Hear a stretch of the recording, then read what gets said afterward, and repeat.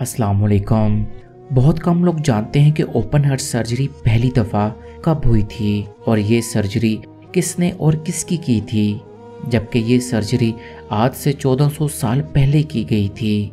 आइए इस सर्जरी के बारे में जानते हैं, मगर इससे पहले आप हमें लाजमी सब्सक्राइब करें।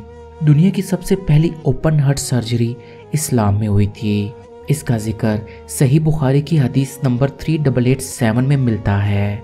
इस हदीस के मुताबिक मेराज से कबल यानी कि मेराज की रात को रसूल पाक सल्लल्लाहु अलैहि वसल्लम हतीमे काबा में करवट के बल लेटे हुए थे और आप सल्लल्लाहु अलैहि वसल्लम पर ऊँग का असर बाकी था कि हज़रत जिब्रील अलैहिस्सलाम हाजिर हुए। इस बार उन्होंने आप सल्लल्लाहु अलैहि वसल्लम के सीने पाक को हंसली की हड्डी से लेकर पेट के नीचे तक चाक किया, यानी कि सीने मुबारक से लेकर नाफ तक चाक किया।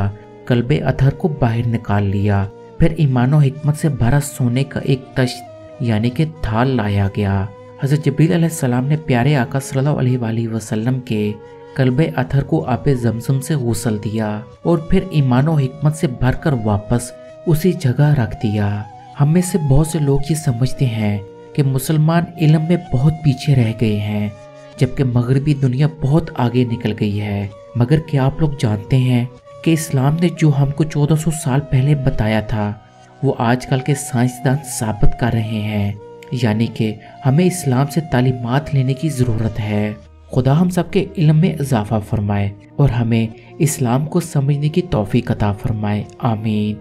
इस वीडियो को लाजमी शेयर कीजिएगा और दूसरों के इल्म में इजाफा कीजिएगा। जज़ाकल्लाह।